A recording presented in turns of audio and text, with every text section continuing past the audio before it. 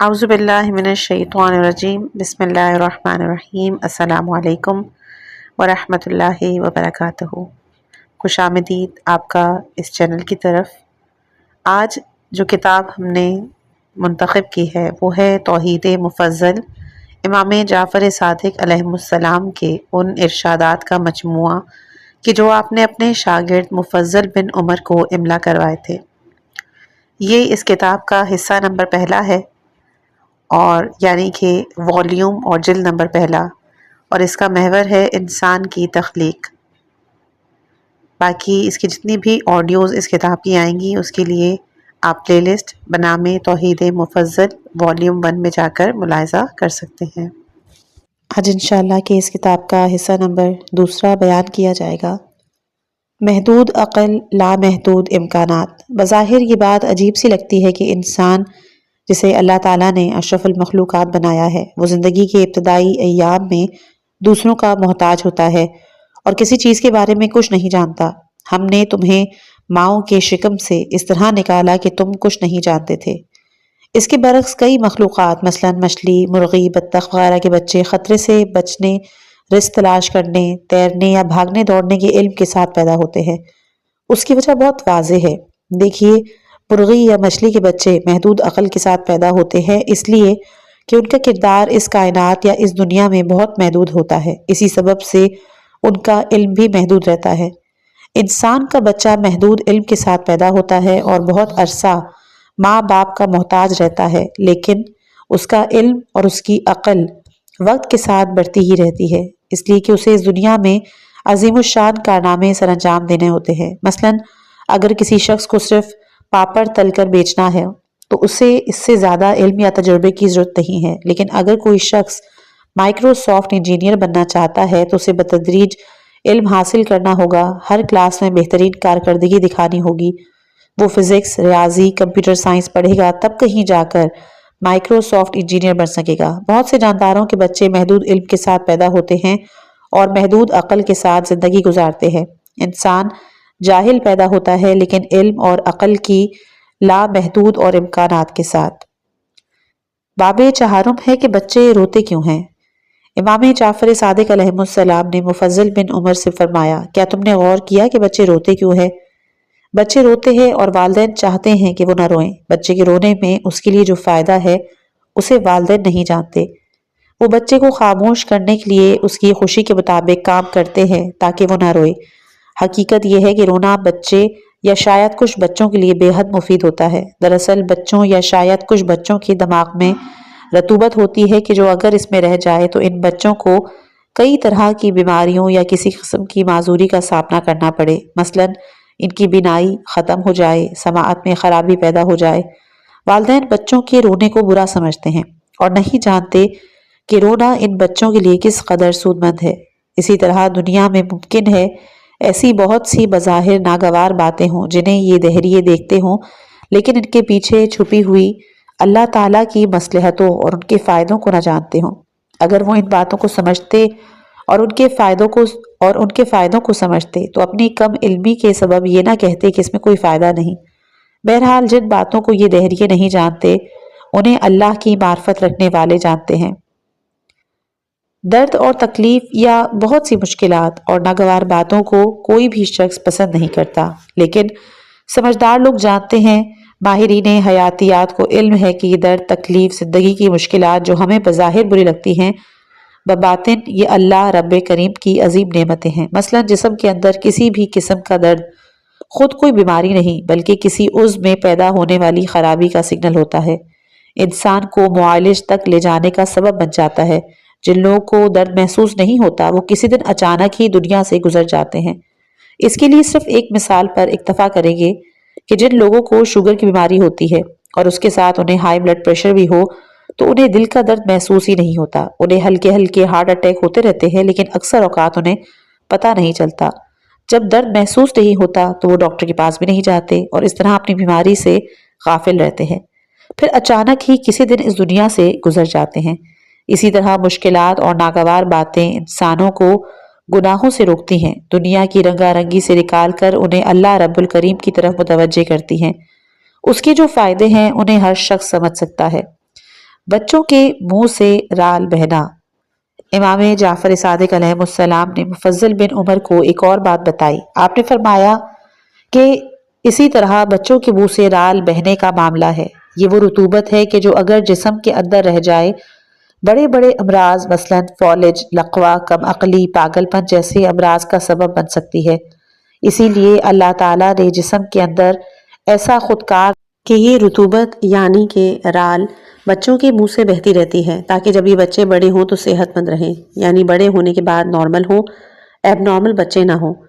اللہ تعالیٰ نے انہیں یہ ایک عظیم نعمت بخشی ہے جس کی قدر و قیمت کو عام لوگ نہیں سمجھ پاتے، اور اللہ تعالیٰ نے اس کے ذریعے انہیں زندگی بھر کے لیے ان مشکلات اور امراض سے بچایا ہے کہ جن کا یہ ادراک نہیں کر سکتے۔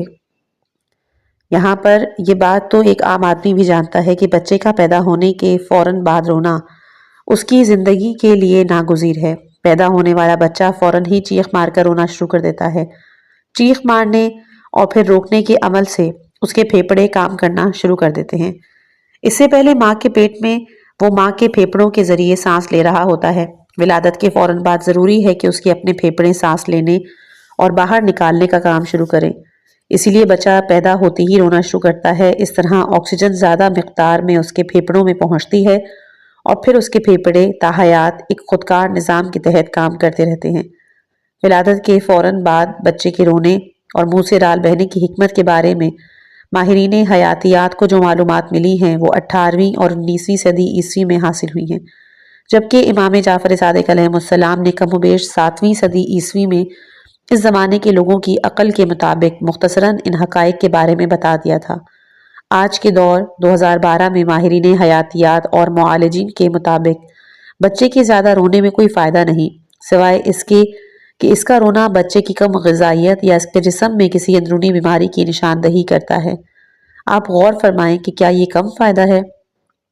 ڈاکٹروں کے مطابق رونے سے جو آنسو بہتے ہیں وہ دراصل ایک جراثیم کش مادے لائی سوزیم پر مشتمل ہوتے ہیں۔ یہ مادہ جراثیم کش ہوتا ہے۔ جراثیم آنکھوں میں طرح طرح کی بیماریاں پیدا کر سکتے ہیں۔ یہ جراثیم کش مادہ دونوں آنکھوں کے اگلے حصے میں موجود غدود میں تیار ہوتا ہے، اور ہر مرتبہ جب ہم پلک جھپکتے ہیں تو یہ مادہ پوری آنکھ پر پھیل کر اسے جراثیم سے صاف کر دیتا ہے۔ اس کے بعد ہر مرتبہ یہ مادہ آنکھ کی ناک کی جانب والے حصے میں موجود ایک مقام پر جذب ہوتا رہتا ہے۔ امام علیہ السلام نے فرمایا کہ دماغ میں رطوبت ہوتی ہے کہ جو رونے سے خارج ہو جاتی ہے۔ ہمیں اپنی کم علمی کا اعتراف ہے اور عربی کے اصل عبارت سامنے نہیں ہے کہ فیصلہ کر سکیں کہ امام نے دماغ کا لفظ استعمال فرمایا ہے یا جسم کا۔ ممکن ہے کہ یہاں مترجم کو غلط فہمی ہوئی ہو۔ آج کے ڈاکٹروں کا کہنا ہے کہ یہ رطوبت دماغ میں نہیں ہوتی بلکہ اسے دماغ کے حکم پر آنکھوں پر موجود لیکریمل گلینڈز تیار کرتے ہیں۔ بہرحال ماہرین اس حقیقت کو مانتے ہیں کہ آنکھوں میں یہ آنسو یا جراثیم کش رطوبت نہ ہو تو انسان کی بینائی تک ختم ہو سکتی ہے۔ بچوں کی رال بہنے میں ماہرین حیاتیات کے نزدیک ابھی تک 2 فائدے ہیں۔ یہ رال بھی جراثیم کش ہے اور غذا کھانے اور اسے ہضم کرنے میں مدد فراہم کرتی ہے۔ اسے ہم عام طور پر لعاب دہن کہتے ہیں، لیکن اس کی قدر و قیمت کا معمولی سا بھی ادراک نہیں رکھتے۔ یہ رطوبت منہ، حلق اور حلق سے معدے تک جانے والی نالی میں موجود رہتی ہے۔ اس رطوبت کو سلائیوا کہا جاتا ہے اور اس کے بغیر ہم روٹی کا نوالا تو کیا سونف کا ایک دانہ تک حلق سے نہیں اتار سکتے۔ ہماری غذا جب اس رطوبت کی مدد سے نیم سیال میں تبدیل ہوتی ہے تب ہم کسی غذا کا ذائقہ محسوس کر پاتے ہیں۔ یہ رطوبت منہ اور زبان پر موجود غدود سے پیدا ہوتی ہے۔ ماہرین حیاتیات کے مطابق منہ کی رطوبت نہ ہو یا بہت کم ہو تو ایسی صورت میں منہ کا السر اور دانتوں کی کئی بیماریاں پیدا ہو سکتی ہیں۔ آج کے ماہرین کے مطابق اسرال کے بہنے یا نہ بہنے سے کم عقلی، پاگل پن، فالج یا لقوے کی بیماری کا کوئی تعلق نہیں۔ میڈیکل سائنس بہرحال تحقیق اور جستجو میں مصروف ہے۔ ممکن ہے آئندہ زمانوں میں ماہرین حیاتیات اس حقیقت کو معلوم کرنے میں کامیاب ہو جائیں کہ جس کی طرف امام جعفر صادق علیہ السلام نے ارشاد فرمایا ہے۔ اس کی ایک مثال یہ ہے کہ ہمارے دماغ میں موجود ایک غدود کہ جسے پچیٹری گلینڈ کہا جاتا ہے، اس کے لیے 19ویں صدی کے آغاز تک ماہرین حیاتیات کی معلومات بہت محدود تھی۔ ان کے خیال میں اس غدود کا کام صرف ناک میں پیدا ہونے والی جراثیم کا رطوبت کو پیدا کرنا تھا، لیکن جب 19ویں صدی کے نصف آخر میں نئے اور جدید آلات ایجاد ہوئے اور تحقیق کے نئے راستے کھلے تو معلوم ہوا کہ پچیٹری گلینڈ اپنے ہارمونز کے ذریعے جسم کے تمام غدود کو کنٹرول کرتا ہے اور ایسے ہارمون خارج کرتا ہے کہ جن کے عدم موجودگی کی صورت میں پورا جسم گوشت اور ہڈیوں کے ڈھیر میں تبدیل ہو سکتا ہے۔ آج اسی پچیٹری گلینڈ کو جسم کا ماسٹر گلینڈ کہا جاتا ہے۔ اس گلینڈ کا سائز بیر کے برابر ہے اور یہ 85% پانی پر مشتمل ہوتا ہے۔ حوالے کے لیے جسم کے عجائبات۔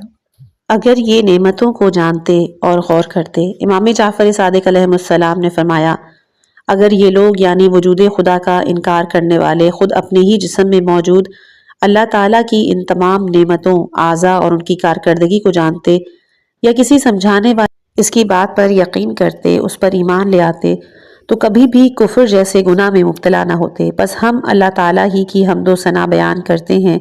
عظمت و بزرگی اسی رب کریم کے لیے مخصوص ہے جس نے مستحق اور غیر مستحق کو یہ نعمتیں عطا فرمائیں۔ اس کی ذات ان باتوں سے بالا تر ہے جن باتوں کو یہ منکر خدا بیان کرتے ہیں کہ یہ سب کچھ خود بخود پیدا ہو گیا ہے بغیر کسی خالق اور صانع کے۔ شاید اب بھی یہ غور کریں، معرفت حاصل کریں اور خدا شناس بن جائیں۔ باب نمبر 5 ہے انسانی اعضاء کی خلقت۔ امام جعفر صادق علیہ السلام نے مفضل ابن عمر سے فرمایا، مفضل ذرا غور تو کرو کہ انسانی جسم کے اعضاء کیوں بنائے گئے، ان کی ضرورت کیا تھی اور یہ اعضاء کیا خدمات سر انجام دیتے ہیں۔ ان اعضاء کو بنانے میں، ہر عضو کو ایک خاص مقام پر پیدا کرنے میں اللہ تعالیٰ کی کیا مصلحت ہے، انسانوں کے لیے اس میں کس قدر آسانیاں اور سہولتیں موجود ہیں، کیا زمانہ، مادہ یا فطرت میں یہ شعور ہے کہ وہ ایک خاص منصوبہ بندی کے ساتھ اس انسانی جسم کی تعمیر کر سکے۔ اچھا دیکھو، 2 ہاتھ تو کام کرنے کے لیے ہیں، دونوں پاؤں چلنے کے لیے انسان کو دیے گئے، آنکھیں راہ دیکھنے کے لیے، منہ غذا کھانے کی غرض سے اور معدہ اسی غذا کو ہضم کرنے کے لیے دیا گیا، مگر غذا کا جوہر نکالنے کے واسطے اور اعضائے تولید، افزائش نسل کے لیے عطا کیے گئے وغیرہ وغیرہ۔ اب اگر ان تمام اعضاء، ان کی بناوٹ، کارکردگی اور جسم کے اندر ان کے مقام پر غور کرو گے تو سمجھ جاؤ گے کہ ہر عضو ایک خاص مصلحت کے ساتھ پیدا کیا گیا اور جسم کا ہر عضو کا دوسرے عضو سے ایک خاص رشتہ اور رابطہ ہے۔ یہ تمام عضو مل کر انسانی جسم کی تشکیل کرتے ہیں اور انسان کو وہ تمام سہولتیں فراہم کرتے ہیں کہ جس کی اسے زندگی گزارنے کے لیے ضرورت ہے۔ یہاں جسمانی اعضاء اور ان کے کام کی ڈسکرپشن ہے کہ انسانی جسم کے اعضاء جسم میں ان کے مقام، ان کی کارکردگی کے بارے میں امام علیہ السلام نے جو کچھ فرمایا وہ اس زمانے کے انسانوں کی ذہنی سطح کو سامنے رکھ کے فرمایا، مختصر اتنا ہی بتایا جسے اس زمانے کا انسان کسی قدر سمجھ سکے، اعضاء کی قدر و قیمت کا کس قدر اندازہ لگا سکے۔ جسم کے اعضاء، ان کی تعمیر، ان کی کارکردگی کے بارے میں حقیقت کے جس سے امام علیہ السلام اس وقت بھی واقف تھے، اس قدر حیران کن اور عقل کو ششدر کر دینے والی ہے کہ جدید سائنسی دور میں اس موضوع پر ہزاروں لاکھوں کتابیں لکھی جا چکی ہیں، بے شمار تحقیقات سامنے آ جانے کے باوجود آج کے ماہرین حیاتیات انسانی جسم اور اس کے اعضاء کی کارکردگی کے بارے میں یہ کہنے پر مجبور ہیں کہ انہوں نے جسم کے اعضاء اور کارکردگی کے بارے میں بہت کم معلومات حاصل کی ہیں، ابھی بہت کچھ معلوم کرنا باقی ہے۔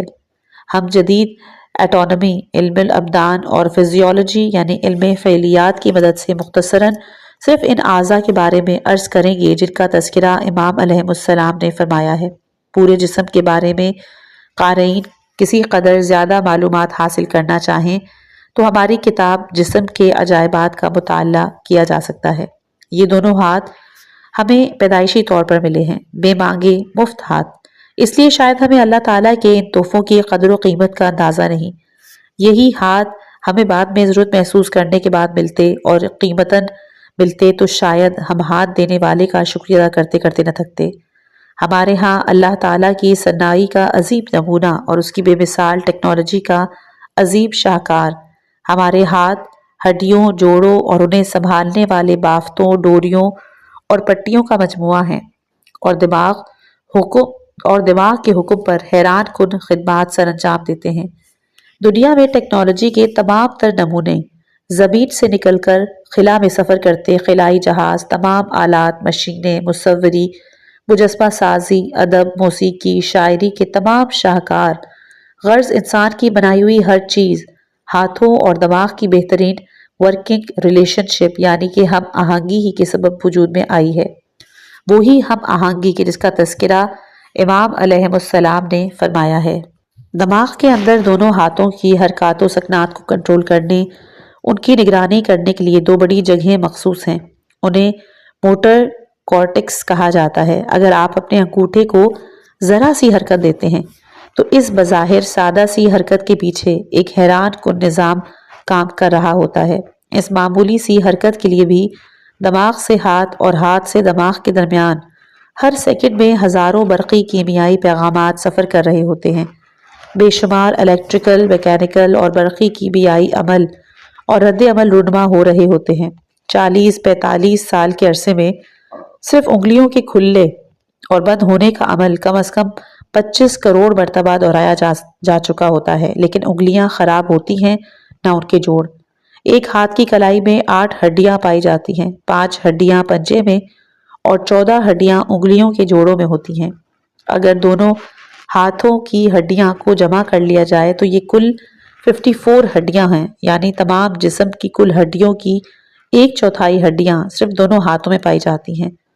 ہاتھوں کی جلد میں اعصاب کا بہت بڑا نیٹ ورک پایا جاتا ہے جس کے ذریعے انسان گرمی، سردی، نرمی، سختی، درد یا راحت کو محسوس کر سکتا ہے۔ انگلیوں اور ہتھیلی کی جلد خاص انداز کی ہوتی ہے۔ اگر انگلیوں کی جلد پر نظر نہ آنے والی لائنیں نہ ہوتی تو بہت سے کام مثلاً قلم پکڑنا، سوئی اٹھانا، کار کے اسٹیئرنگ وہیل کو مضبوطی سے پکڑنا آپ کے لیے مشکل ہو جاتا۔ انگلیوں کی اہمیت اپنی جگہ، لیکن اگر ہمارا انگوٹھا نہ ہوتا تو ہمارے لیے کوئی بھی چیز پکڑنا ممکن نہ رہتا۔ ایسی صورت میں ہاتھ بالکل اس پلاس کی طرح ہوتا ہے جس کا ایک بازو موجود نہ ہو۔ آپ کے دونوں ہاتھ ڈوریوں اور پٹیوں کی مدد سے دماغ کے احکامات کے مطابق حرکت کرتے ہیں۔ انگلیاں، انگوٹھا، اس کے جوڑ انہی ڈوریوں اور پٹیوں کی مدد سے کھلتے اور بند ہوتے ہیں۔ مثلاً اگر اس وقت یہ تحریر لکھی جا رہی ہے تو بظاہر اسے ہاتھ لکھ رہا ہے، لیکن ساری معلومات، جملوں کی ترتیب، ان کا املا، سب کچھ دماغ میں موجود ہے۔ دماغ ان تمام معلومات کے حروف، الفاظ، سطور، پیراگرافوں کو ہاتھ کی مدد سے کاغذ پر منتقل کر رہا ہے۔ ہاتھوں کی کچھ صلاحیتیں بڑی حیران کن ہے۔ یہ ہاتھ نابینا افراد کے لیے آنکھیں بن جاتے ہیں۔ آپ جیب میں ہاتھ ڈال کر مکتوبہ سکے کو بغیر دیکھے پہچان لیتے ہیں۔ خواتین کپڑے کو چھو کر اس کی کوالٹی کا اندازہ کر سکتی ہیں۔ کسان مٹی کو ہاتھ میں لے کر اس کے بارے میں بہت کچھ بتا سکتا ہے۔ انگلیوں کی جلد بے حد حساس ہے۔ یہاں جلد کے ہر مربع انچ کے اندر جلد کے نیچے ہزاروں اعصاب کے آخری حصے موجود ہیں۔ اعصاب کا مطلب ہے اطلاعاتی مراکز کہ جو ہر لمحے دماغ سے رابطے میں رہتے ہیں، اسے اطلاعات فراہم کرتے اور اس کے احکام پر عمل درآمد کرتے رہتے ہیں۔ انسانی جسم پر تحقیق کرنے والے ماہرین حیاتیات انسانی پیروں کو قدرت کی انجینئرنگ اور ٹیکنالوجی کا ایک شاہکار کہتے ہیں۔ دونوں پاؤں ایک انتہائی پرپیچ مشین ہے کہ جو دماغ کے احکامات کے مطابق ہمارے لیے حیران کن کام سر انجام دیتے ہیں۔ جب آپ صرف کھڑے ہوتے ہیں اس وقت آپ کے ذہن میں پیروں کا کوئی تصور نہیں ہوتا، لیکن اس وقت بھی یہ پاؤں دماغ کی ہدایت کے مطابق ہر لمحے آپ کے لیے حیران کن خدمات سر انجام دے رہے ہوتے ہیں۔ اگر پاؤں یہ خدمات سر انجام نہ دیں یا دماغ اور پاؤں کے درمیان یہ رابطہ ایک لمحے کے لیے بھی منقطع ہو جائے تو آدمی خالی بوری کی طرح زمین پر ڈھیر ہو جائے۔ اس وقت ہر پاؤں اپنی 26 ہڈیوں، 107 لیگامنٹس یعنی جھلی کی بنی ہوئی پٹیوں اور 19 پٹھوں کے پراسرار اور پیچیدہ عمل اور رد عمل کے ذریعے دماغ کو لمحہ بہ لمحہ سینکڑوں پیغامات ارسال کر رہا ہوتا ہے، اور پھر اس کی جانب سے آنے والے احکامات کے مطابق 150 پاؤنڈ وزنی اور 5.5 فٹ لمبے جسم کے توازن کو صرف 7-8 انچ کی مختصر سی جگہ پر سنبھالے رکھنے کے لیے ہر لمحہ ایک نئی حکمت عملی اختیار کر رہا ہوتا ہے تاکہ آپ آرام سے کھڑے رہیں، آپ کا توازن نہ بگڑے، آپ کسی طرف کو گر نہ جائیں۔ ایڑیوں میں موجود مواصلاتی نظام دماغ کو آپ کے ہر لمحہ بدلتے ہوئے زاویے اور وزن کے بارے میں اطلاعات فراہم کرتا رہتا ہے۔ وہ بتاتا ہے کہ فلاں جانب وزن بڑھ رہا ہے، جسم فلاں زاویے پر مڑ رہا ہے، وغیرہ وغیرہ۔ دماغ ان معلومات کی روشنی میں ہمارا توازن برقرار رکھنے کے لیے پیروں کو احکامات جاری کرتا رہتا ہے۔ مثلاً فلاں پٹھے کو کھینچو، فلاں پٹھے کو ڈھیلا چھوڑ دو۔ ہر کام کی طرح کھڑے ہونے کے لیے بھی آپ کو خاص مقدار میں توانائی درکار ہوتی ہے۔ آپ کو مطلوب توانائی کا اندازہ کر کے پیروں کا مواصلاتی نظام دماغ میں موجود ایک مقام بائیپوتھیلیمس کو مطلع کرتا ہے۔ یہ بائیپوتھیلیمس ماسٹر گلینڈ یعنی پیچیوٹری گلینڈ کو ان ضروریات سے آگاہ کرتا ہے۔ ماسٹر گلینڈ خون میں ایک ہارمون شامل کرنے لگتا ہے جو براہ راست آپ کی گردن پر موجود جسم کے توانائی گھر یعنی تھائرائیڈ گلینڈ کو موصول ہوتا ہے۔ یہ گلینڈ غدود اس کے رد عمل میں اپنا ایک ہارمون خون میں شامل کر دیتا ہے۔ یہ ہارمون جسم کے سٹریلین خلیوں میں موجود توانائی گھروں مائٹوکونڈریا کو آن کر دیتا ہے۔ ہر خلیے میں 1000 توانائی گھر پائے جاتے ہیں۔ اس طرح پیروں کی ضرورت کے مطابق توانائی سیکنڈ کے 1000ویں حصے میں فراہم ہو جاتی ہے۔ ہم چلتے ہیں، گھومتے پھرتے ہیں۔ ہم کبھی اللہ تعالیٰ کی نعمتوں کا تصور بھی نہیں کر سکتے جو اس کا بنایا ہوا جسمانی نظام ہمیں زندگی بھر ہر لمحے فراہم کرتا رہتا ہے۔ کیا یہ اعضاء خود بخود بن جاتے ہیں؟ امام علیہ السلام کی باتیں سن کر مفضل ابن عمر نے عرض کی، آقا، کچھ لوگوں کا خیال ہے کہ یہ سب باتیں طبیعت یعنی نیچر کے سبب پیدا ہوتی ہیں، یعنی جس مخلوق کو جس طرح کے اعضاء کی ضرورت ہوتی ہے وہ خود بخود بن جاتے ہیں۔ امام علیہ السلام نے فرمایا، مفضل، ایسے لوگوں سے سوال کیا جائے کہ کیا طبیعت یعنی نیچر کہ جو اس قدر عظیم اور بامصلحت کام اس قدر باریک بینی سے سر انجام دیتی ہے تو کیا وہ علم، ارادہ، قدرت بھی رکھتی ہے یا وہ بے شعور اور بے ادراک ہے اور اس میں قوت ہے نہ علم؟ اب اگر وہ کہتے ہیں کہ اس میں علم، ارادہ، قدرت ہے تو پھر انہیں خلق کرنے والی ذات اللہ کو ماننے سے کیا چیز روکتی ہے؟ اور اگر یہ اللہ کا انکار کرنے والے کہتے ہیں کہ طبیعت یعنی نیچر بے علم، بے ارادہ اور بے قدرت ہے، بغیر کسی علم و قدرت کے چیزوں کو بنا دیتی ہے، تو یہ امر محال ہے۔ بے عقل، بے ارادہ، بے قدرت شے اس قدر علم و حکمت، مصلحت، باریک بینی کے ساتھ کسی صاحب شعور اور ادراک شے کی تخلیق کرے؟ مفضل، دیکھو، اصل بات یہ ہے کہ یہ تمام مخلوقات اللہ رب کریم کی پیدا کرنا ہے، اور جسے یہ لوگ طبیعت یعنی نیچر کہتے ہیں یہ اللہ تعالیٰ کا بنایا ہوا ایک نظام ہے جسے اس نے اپنی حکمت سے مخلوقات میں جاری کر دیا ہے۔ یہاں پر فطری انتخاب کے نظریے کی بات کریں گے کہ امام علیہ السلام کے ارشاد کا مطلب یہ ہے کہ کسی چڑیا یا تتلی میں یہ قدرت نہیں ہے کہ وہ ماحول اور ضرورت کے مطابق اپنے ذاتی ارادے سے خود اپنی چونچ چھوٹی یا بڑی کر سکے، یا کوئی تتلی دشمن سے بچنے کے لیے خود اپنے رنگ کو تبدیل کر کے پتوں کی ہم رنگ ہو جائے۔ یہ تو اللہ تعالیٰ کا بنایا ہوا ایک نظام ہے کہ جو چڑیا یا تتلی یا دوسری مخلوقات کی بقا کے لیے ان میں تبدیلیاں پیدا کرتا ہے۔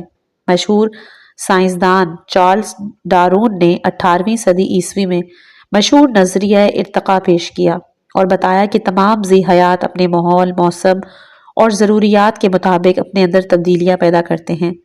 ہم اپنے قارئین کو اس طرف متوجہ کرنا چاہیں گے۔ دیکھیے، چارلس ڈارون نے نیچرل سلیکشن، فطری انتخاب کے حوالے سے جو نظریہ 18ویں صدی عیسوی میں پیش کیا، وہ خود اس کا نظریہ یا تحقیق نہیں تھی، بلکہ اس نے یہ نظریہ دراصل اسلام کے علمی دسترخوان سے حاصل کیا تھا، جس کا ثبوت درجے بالا سوال ہے کہ جو مفضل ابن عمر نے امام جعفر صادق علیہ السلام سے کیا اور امام نے اس کا تفصیلی جواب دیا۔ 2 صدی ہجری یعنی کہ 8ویں صدی عیسوی میں ہونے والی یہ علمی گفتگو اس وقت ہوئی جبکہ چارلس ڈارون کے پیدا ہونے میں بھی صدیوں کا فاصلہ تھا۔ اس باب میں ہم نے امام علیہ السلام کے صرف 2 جملوں کی سرسری وضاحت پیش کی۔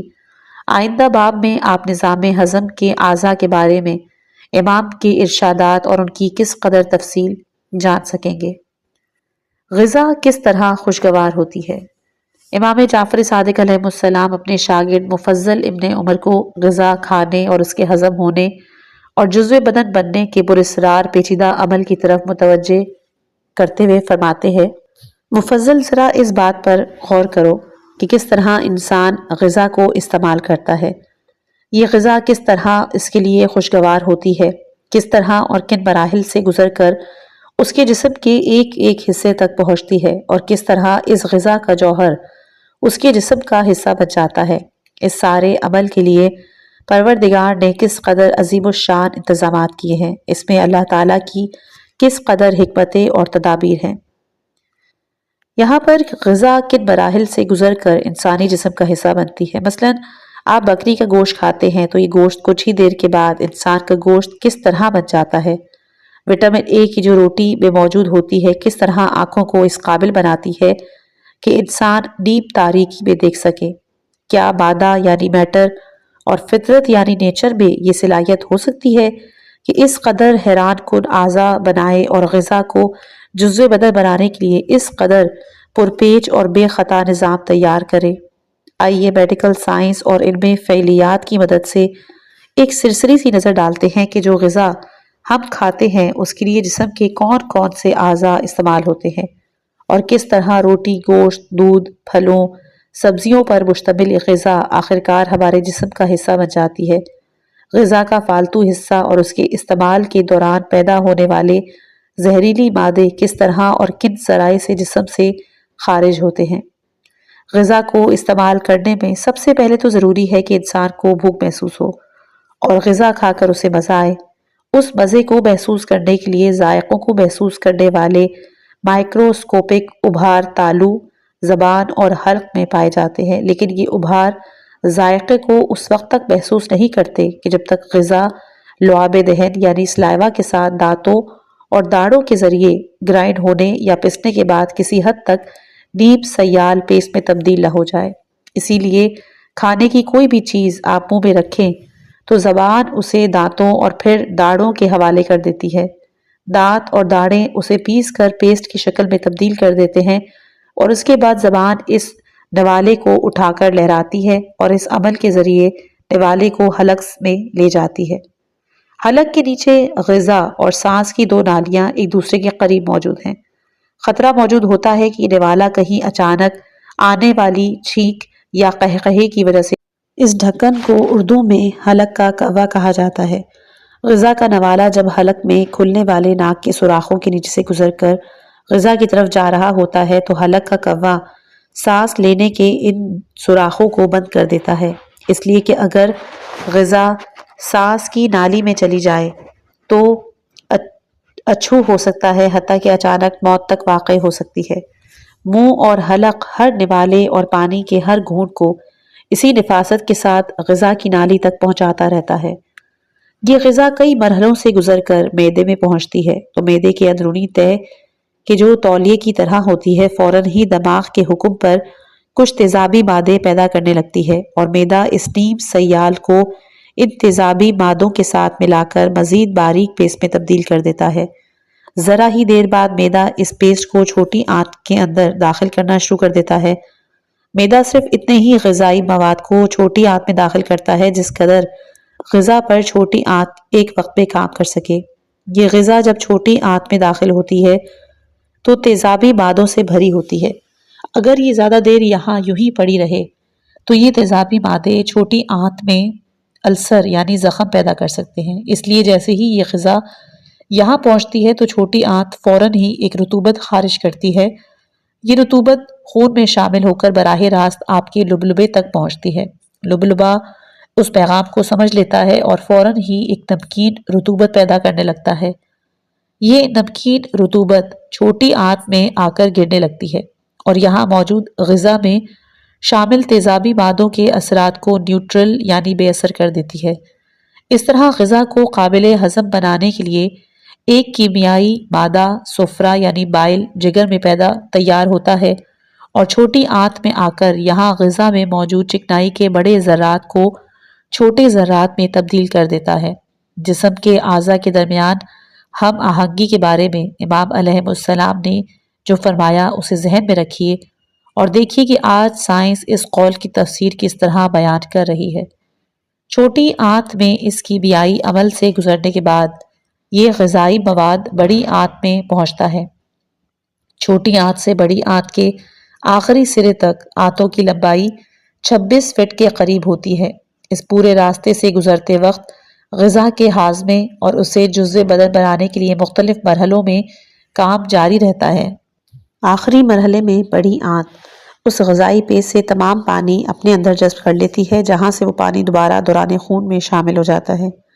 جب تمام پانی نکل جاتا ہے تو غذائی پیش میں موجود فاضل مادے نسبتاً ٹھوس حالت میں آ کر بڑی آنت کے آخری حصے میں جمع ہونے لگتے ہیں اور بالآخر مناسب وقت پر جسم سے باہر نکل جاتے ہیں۔ اس سے پہلے بڑی آنت کے اندرونی تہہ اپنے مخصوص ابھاروں کی مدد سے غذا میں موجود جزو بدن بننے والی غذائی اجزاء کو اپنے اندر جذب کر کے انہیں پورے جسم میں پہنچا دیتی ہے۔ لحمیات یعنی پروٹینز اور نشاستیں دوران خون میں شامل ہو کر جسم کے ایک ایک حصے تک پہنچتے ہیں اور چکنائی ایک اور نظام لمف سسٹم کے ذریعے پورے جسم کو فراہم کی جاتی ہے۔ حوالہ جسم کے عجائبات۔ بھوک لگنا کوئی معمولی بات نہیں، یہ اللہ کی عظیم احسانات میں سے ایک ہے جس کے لیے اللہ تعالیٰ نے ہمارے جسم کے اندر حیران کن انتظامات کیے ہیں۔ بھوک کی قدر و قیمت کا اندازہ صرف وہی لوگ کر سکتے ہیں جنہیں بھوک نہ لگنے کا تجربہ ہو چکا ہو۔ بھوک لگنے سے پہلے، اس کے دوران اور بھوک ختم ہونے کے بعد ہمارے جسم میں بے شمار پراسرار پیچیدہ انتظامات کیے جاتے ہیں۔ آپ کو کھانا کھلانے، اسے ہضم کرنے، اسے جزو بدن بنانے کے اس عمل میں کتنے اعضاء، صلاحیتیں، حدود، کیمیائی مادے، کمیونیکیشن کے کس قدر عظیم الشان سلسلے اور جسم کے کس قدر خلیے اپنی خدمات پیش کرتے ہیں، آپ اس کا تصور کرنا بھی چاہیں تو نہیں کر سکتے۔ بھوک لگنے سے ذرا پہلے جسم کے اندر موجود مواصلاتی نظام جسم کے مختلف حصوں میں توانائی کے کم ہونے کے بارے میں معلومات ہزاروں برقی کیمیائی سگنلز کے ذریعے دماغ کے ایک مخصوص حصے کو فراہم کرنا شروع کر دیتا ہے۔ دماغ کے اس حصے کو ہائپوتھیلیمس کہا جاتا ہے۔ مثلاً برقی سگنلز کی شکل میں دماغ کے اس حصے تک جسم کے مختلف مقامات سے اطلاعات آتی ہیں کہ خون میں شوگر کی مقدار گر رہی ہے۔ دوسری طرف سے اطلاع آتی ہے کہ توانائی کے بحران کے سبب تھکن اور کمزوری کے ہلکے ہلکے اثرات پر دماغ کا یہ مخصوص حصہ ان تمام معلومات کا تجزیہ کرتا ہے اور دماغ میں موجود ایک خدود پیچیٹری گلینڈ سے رابطے میں رہتے ہوئے پورے جسم میں پھیلے ہوئے خدود اور اعضاء کو اپنے ہارمونز کی مدد سے ہدایت فراہم کرنا شروع کر دیتا ہے۔ ان ہارمونز کے ملتے ہی منہ، زبان، حلق اور معدے تک جانے والی غذائی نالی میں موجود ہاضمے میں مدد فراہم کرنے والے غدود اپنی پیداوار میں اضافہ کر دیتے ہیں۔ یہ رطوبت، جسے سلائیوا کہا جاتا ہے، منہ سے لے کر حلق اور غذائی نالی تک پھیل جاتی ہے۔ زبان پر ذائقہ محسوس کرنے والے ابھاروں کی حساسیت میں اضافہ ہو جاتا ہے۔ اسی وجہ سے اس مرحلے پر گرم روٹی کی مہک یا سالن کی ہلکی سی خوشبو سے بھی ہمارے منہ میں پانی بھر آتا ہے اور ہمیں معلوم ہو جاتا ہے کہ اب بھوک ناقابل برداشت ہو رہی ہے۔ دماغ کے اس مخصوص حصے ہائپوتھیلیمس کے 2 مقامات سے کھانے پینے کی تمام معاملات کو کنٹرول کیا جاتا ہے۔ ان میں سے اگر ایک کسی سبب سے کام کرنا چھوڑ دے تو ہم کھاتے کھاتے تھک جائیں، پیٹ پھٹنے لگے، اس کے باوجود ہماری بھوک ختم نہیں ہوگی اور ہم مزید کھاتے چلے جائیں گے۔ دوسرے حصے میں کوئی خرابی پیدا ہو جائے تو ہمیں بھوک ہی نہیں لگتی۔ زبان، منہ، حلق اور نظام ہضم کے دوسرے مقامات پر رطوبت پیدا نہیں ہوگی۔ ایسی صورت میں زبردستی کھلایا بھی جائے تو ایک نوالہ بھی حلق میں اتارنا بے حد ناگوار ہوگا۔ حوالہ از جسم کی عجائبات۔ امام جعفر صادق علیہ السلام نے جسم کے اعضاء، ان کی ضرورت اور اہمیت اور ان کی کارکردگی کی طرف متوجہ کرتے ہوئے مفضل ابن عمر سے فرمایا، ان اعضاء کی موجودگی اور ان کے افعال ثابت کرتے ہیں کہ یہ سارا جسمانی نظام کسی صاحب علم و حکمت ذات کا پیدا کیا ہوا ہے۔ جسم کے اعضاء اور ان کی تمام تر کارکردگی سب کچھ اس نظام کے تابع ہے جسے اللہ تعالیٰ نے جسم کے اندر پیدا کیا ہے۔ 7واں باب ہے غذا اور خون کی نالیاں۔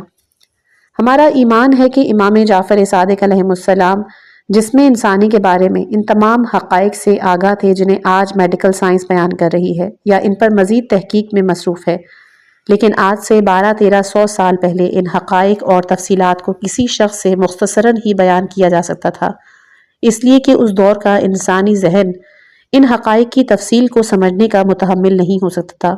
اب ہم اس علمی محفل میں واپس چلتے ہیں کہ جہاں امام جعفر صادق اپنے شاگرد کو اثبات وجود خدا کے لازوال دلائل سے فیضیاب کر رہے ہیں۔ امام جعفر صادق علیہ السلام نے مفضل بن عمر سے فرمایا، دیکھو کھانا یا غذا جب معدے میں پہنچ جاتی ہے تو معدہ اسے پکاتا ہے۔ اس کی کسی قدر تفصیل آپ گزشتہ باب میں ملاحظہ کر چکے ہیں۔ معدہ اس غذا کو قابل ہضم بنا کر آنتوں کے راستے سے جگر کی طرف روانہ کر دیتا ہے۔ معدہ غذا کو صاف کرنے کے لیے بنایا گیا ہے۔ معدہ اپنے تیزابی مادوں کے ذریعے غذا میں موجود تمام جراثیم کو ختم کر دیتا ہے۔ پھر جگر اس غذا سے حاصل شدہ لبلباب غذا کے جوہر کو لے لیتا ہے۔ پھر یہ نہایت باریک حکمت سے صاف شدہ حیاتیاتی اجزاء سے بھرپور خون بن جاتا ہے اور ان نالیوں یعنی آرٹریز کے ذریعے سارے جسم میں پہنچ جاتا ہے کہ جو اس کام کے لیے بنائی گئی ہیں۔ جیسے زراعت کے لیے پانی کی نالیاں بنائی جاتی ہیں تاکہ پانی تمام زمین تک پہنچ جائے، غذا میں موجود فاضل مادے، گندی چیزیں اور زہریلے مادے ان مقامات کی طرف چلی جاتی ہیں جو مقامات ان فاضل مادوں کے جسم سے اخراج کے لیے بنائے گئے ہیں۔ امام جعفر صادق علیہ السلام نے اپنی بات کو بہت مختصر کر کے بیان کیا، اسی لیے آپ نے مختصراً یہ فرمایا کہ جگر یعنی لیور غذا کے جوہر کو لے لیتا ہے، پھر یہ نہایت باریک حکمت سے خون بن جاتا ہے۔ اس فرمان کا مطلب یہ ہو سکتا ہے کہ جگر ہی وہ عضو ہے کہ جسم میں خون بننے یا اسے صاف کرنے میں بنیادی کردار ادا کرتا ہے۔ اس کا مطلب یہ نہیں کہ جگر خون بناتا ہے، البتہ خون کو زندگی بخش بنانے میں جگر کا ایک بنیادی کردار ادا کرتا ہے۔ خون بنانے میں مرکزی کردار ہڈیوں کی گودے کا ہوتا ہے۔ آئیے ایک نظر ڈالتے ہیں انسانی جگر کی کارکردگی پر۔ جگر لیور کے لیے کہا جاتا ہے کہ یہ ہماری زندگی اور صحت کے لیے 500 سے زیادہ ایسی خدمات سر انجام دیتا ہے، جن میں سے اگر چند خدمات جگر سر انجام دینا بند کر دے تو انسان کو اپنی وصیت تیار کر لینا چاہیے۔ اپنی بناوٹ اور پیچیدہ کارکردگی کی وجہ سے جگر کو دماغ کے سوا جسم کے تمام اعضاء پر برتری حاصل ہے۔ جگر ایک ایسا کیمیکل پلانٹ ہے کہ جو اپنے اندر آنے والے خون میں شامل مہلک کیمیائی اجزاء کو ایک حیران کن عمل سے گزار کر انہیں جسم کے لیے قابل قبول بناتا ہے۔ یہ خون پہلے جگر میں جانے کے بجائے اگر دل میں چلا جائے تو منٹوں میں انسان کی موت واقع ہو سکتی ہے۔ وہ کیمیائی مادہ کہ جس کے سبب چوٹ لگنے کے بعد خون جم جاتا ہے، اس کے اجزاء خون میں الگ الگ سفر کر رہے ہوتے ہیں۔ زخم لگتے ہی جگر دماغ کے حکم پر خون میں موجود ان اجزاء کو ایک جگہ جمع کر کے ایسا کیمیائی مادہ بناتا ہے جس کے سبب خون میں جمنے کی صلاحیت پیدا ہو جاتی ہے۔ ضرورت ختم ہونے کے بعد یہ اجزاء الگ الگ ہو کر خون میں سفر کرنے لگتے ہیں۔ بیماریوں کا مقابلہ کرنے والے اجزاء جنہیں اینٹی باڈیز کہا جاتا ہے، انہیں بھی وقت ضرورت جگر ہی تیار کر کے خون میں شامل کرتا ہے۔ خون کے مردہ خلیوں سے خون کے نئی خلیے بنانا بھی جگر ہی کی ذمہ داری ہے۔ روزانہ کی ضرورت کا سفرہ یعنی بائل کہ جو چربی کو ہضم کرنے میں مدد فراہم کرتی ہے، اسے جگر ہی تیار کرتا ہے۔ جسم کے اندر نمکیات کا توازن برقرار رکھنا، توانائی کی پیداوار کے عمل میں بننے والا زہریلا مادہ لیکٹک ایسڈ کو ایک پرپیچ عمل سے گزار کر اسے گلوکوز میں تبدیل کرنا بھی جگر ہی کی ذمہ داری ہے۔ انسان کو زندہ، صحت مند، متحرک رکھنے کے لیے کم و بیش 1000 خامرے یعنی انزائمز تیار کرنا بھی جگر ہی کا کام ہے۔ عام آدمی خون کو سرخ رنگ کا ایک سیال سمجھتا ہے جو اس کے جسم میں موجود ہے اور زخم لگنے کی صورت میں اسے نظر آتا ہے۔ کوئی عام آدمی اندازہ ہی نہیں کر سکتا کہ یہ سیال مادہ کیا ہے، کن اجزاء سے کس طرح بنا ہے اور کس طرح ہر انسان کو 1 منٹ میں 72 مرتبہ غذائی اجزاء کی فراہمی اور فاسد زہریلے مادوں کے جسم سے اخراج کی خدمات فراہم کرتا ہے۔ خون کے سرخ خلیوں کی تعداد کم و بیش 25 ارب ہوتی ہے۔ یہ 25 ارب سرخ خلیے جس سیال مادے میں سفر کرتے ہیں اسے پلازما کہا جاتا ہے۔ خون کے سرخ خلیے ہمارے پھیپھڑوں میں جا کر تازہ آکسیجن اپنے اندر جذب کرتے ہیں اور استعمال شدہ آکسیجن سے پیدا ہونے والی زہریلی گیس کاربن ڈائی آکسائڈ کو پھیپھڑوں کے حوالے کر دیتے ہیں۔ پھیپھڑے اس زہریلی گیس کو سانس کے ذریعے جسم سے خارج کرتے رہتے ہیں۔ خون کا پلازما غذائی اجزاء کو جسم کے ایک ایک خلیے تک پہنچانے کا ذمہ دار ہے۔ اب ہم بیان کرتے ہیں کہ امام علیہ السلام نے کیا فرمایا۔ امام علیہ السلام نے فرمایا کہ مفضل کیا تم نے کبھی اپنے جسم کے اندر بہنے والے خون پر غور کیا ہے اور یہ سوچا ہے کہ اس خون کو رگوں میں کس طرح بند رکھا گیا، جس طرح پانی جیسے آب حیات کو کسی برتن میں رکھا جاتا ہے؟ رگوں میں بند رہنے سے یہ خون محفوظ رہتا ہے اور جسم میں ادھر ادھر بے وجہ بہہ نہیں پاتا۔ حیران کن سائنسی انکشافات۔ غذائی اجزاء کا دوران خون کے ذریعے اعضاء تک پہنچنا اور فاضل مادوں کا خون سے نکل کر جسم سے خارج ہونے والے مقامات تک پہنچنا۔ خون کا خون کی نالیوں یعنی شریانوں اور وریدوں میں بند ہونا، یہ سب ایسے حیران کن انکشافات ہیں جن کے بارے میں جزیرہ عرب ہی نہیں بلکہ یونان کے علمی معاشرے میں بھی کسی کو حتمی طور پر کچھ معلوم نہیں تھا، سوائے اس کے کہ وہ یہ سمجھتے تھے کہ خون ہمارے جسم میں کسی لہر کی طرح سفر کرتا ہے۔ دوران خون کے جسم میں سفر کرنے کے نظام یعنی سرکولیٹری سسٹم کے بارے میں حتمی ثبوت 1628 صدی عیسوی میں برطانیہ کے ایک ڈاکٹر ولیم ہاروے نے فراہم کیے کہ خون شریانوں اور وریدوں کے ذریعے کس طرح پورے جسم میں سفر کرتا ہے۔ غذائی اجزاء اور فاسد مادوں کے جگر کے ذریعے الگ الگ ہو کر جسم کے خلیوں اور مخصوص اعضاء تک پہنچنے کے بارے میں ماہرین حیاتیات کو 1930 عیسوی میں الیکٹران خوردبین کی ایجاد کے بعد امام جعفر صادق علیہ السلام نے ان تمام سائنسی حقائق کو مغرب کی سائنسی ترقی سے صدیوں پہلے کم و بیش سن 2 ہجری یعنی 8ویں صدی عیسوی میں بیان فرمایا، جن کے بارے میں آپ سے صدیوں پہلے اور صدیوں بعد بھی اس کرۂ ارض پر کسی کو کچھ معلوم نہیں تھا۔ جسم کا خون جسم کے اندر خون کی جن نالیوں، شریانوں اور وریدوں کے ذریعے سفر کرتا ہے، ان تمام شریانوں اور وریدوں کو جسم سے نکال کر اگر ایک لائن میں رکھا جائے تو ان کی مجموعی لمبائی کم و بیش 75,000 میل بنتی ہے، یعنی انہیں کرۂ ارض کے گرد 3 مرتبہ لپیٹا جا سکتا ہے۔ ہمارا دل 1 منٹ میں 72 مرتبہ دھڑکتا ہے۔ ہر مرتبہ خون کی ایک خاص مقدار غذائی اجزاء کی ایک خاص مقدار لے کر دل سے جسم کی طرف سفر شروع کر دیتی ہے۔ خون کے سرخ خلیوں کی عمر 120 دن ہوتی ہے۔ آپ جتنی دیر میں پلک جھپکتے ہیں اتنی دیر میں خون کے کم و بیش 12 لاکھ خلیے اپنی زندگی پوری کر کے مر جاتے ہیں، لیکن اسی عرصے میں ہڈیوں کا گودا یعنی بون میرو خون کے اتنی ہی نئے سرخ خلیے دوران خون میں شامل کرتا رہتا ہے۔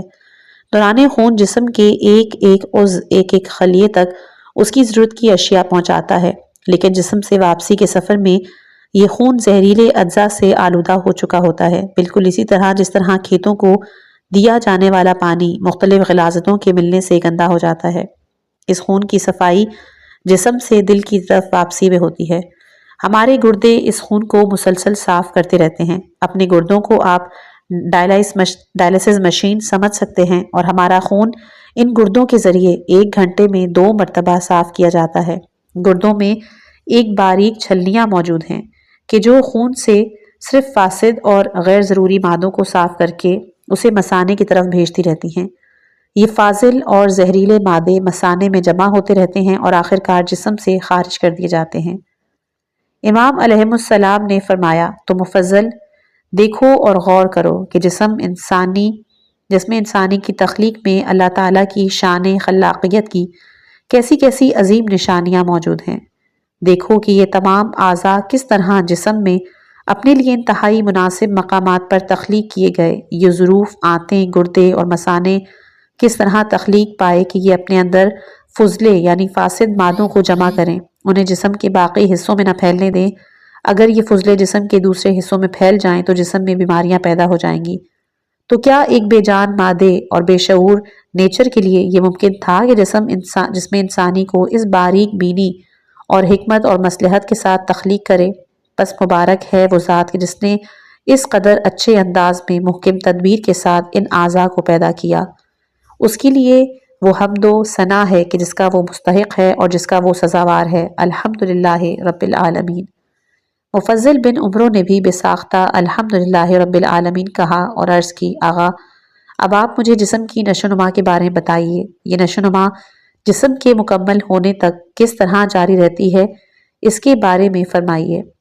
جسم کی نشو و نما کے راز کو ماہرین حیاتیات نے صحیح معنوں میں 19ویں صدی کے نصف آخر میں ڈی این اے کی دریافت کے بعد سمجھا، جبکہ امام علیہ السلام نے اس حوالے سے اس سے 1000 سال پہلے جو کچھ فرمایا وہ حیران کن ہے۔ اس حوالے سے تفصیلات اگلے باب۔ اس کے بعد جو ہمارا اگلا باب ہے وہ ہے باب نمبر 8، جسم کی نشو و نما، کہ اس نشست کے حوالے سے انشاءاللہ کہ ہم اپنی اگلی آئندہ جو آنے والی آڈیو ہے اس میں بیان کریں گے۔ آپ لوگوں سے پہلے سے 2 چیزوں کے لیے معذرت چاہوں گی۔ ایک تو یہ کہ اس میں کیونکہ بہت سی سائنسی اصطلاحات ہیں، میں نے کوشش کی ہے کہ جس حد تک مجھے بایولوجی کی تھوڑی انفارمیشن ہے، البتہ وہ اسٹوڈنٹس کے جو اگر اس چیز کو سنیں گے جنہوں نے 9th matric, first year, second year اور آگے جو تعلیمی اداروں سے وابستہ ہیں جس میں بایو اور سائنس پڑھائی جاتی ہے، وہ بہتر طریقے سے بتا سکتے ہیں کہ پروناؤنسیشن صحیح ہے یا غلط۔ اور دوسرا یہ کہ میری آڈیو کے پیچھے اگر آپ لوگوں کو شور سنائی دے تو اس کے لیے بھی میں تہہ دل سے معذرت خواہ ہوں۔ اور ہاں، اگر کوئی واقعی اسٹوڈنٹ میری یہ کتاب سن رہا ہے تو مجھے کمنٹ میں ایک دفعہ ضرور بتائیے گا۔ یہ کتاب ہمیں سبق دیتی ہے کہ کائنات کی ہر چیز، بالخصوص ہمارا اپنا وجود، ایک عظیم خالق کی حکمت کا پتہ دیتا ہے۔ امام جعفر صادق علیہ السلام کے یہ ارشادات محض معلومات نہیں ہیں بلکہ معرفت الہی کا وہ سمندر ہے کہ جو انسان کو حیرت اور شکر گزاری کی راہ پر ڈال دیتے ہیں۔